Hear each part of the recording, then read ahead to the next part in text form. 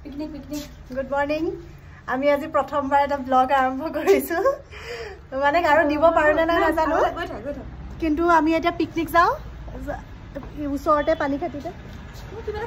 আমি তিনিজনী এতিয়া বৰ্তমান ওলাইছো ৰুমৰ পৰা বাকিখিনি আপোনালোকক পিছত দেখাম কণী খাবলৈ ৰেডি খাবলৈ নি আমি মই দুটা খাম লাগিছে যেন আৰু মোৰ ৰুমতে আছিল মানে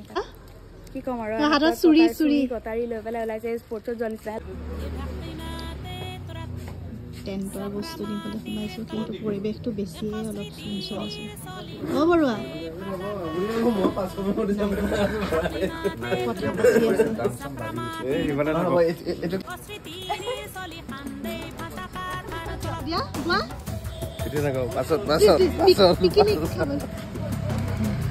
Hello.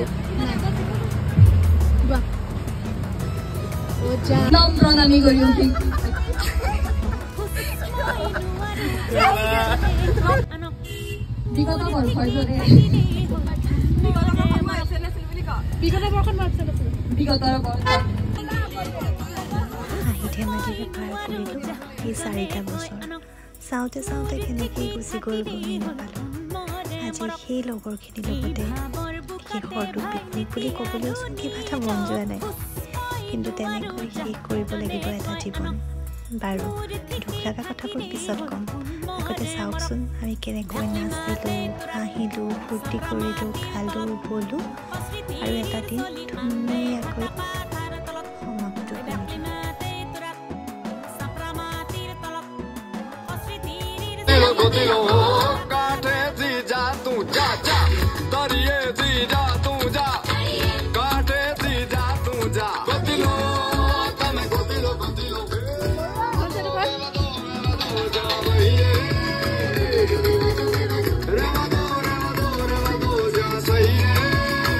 Hi guys,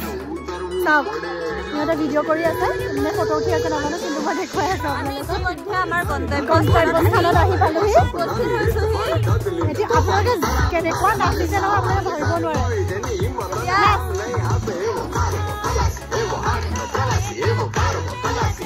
বহুত নাচিছে গাইজ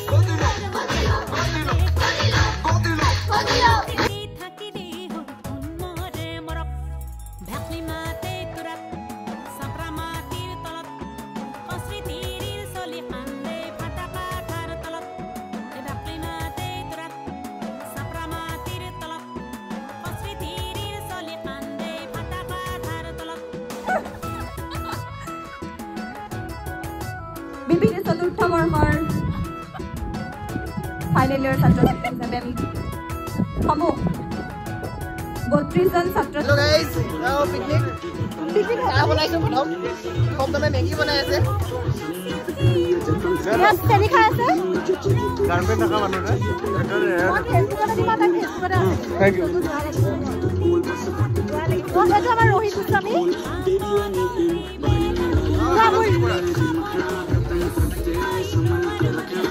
boys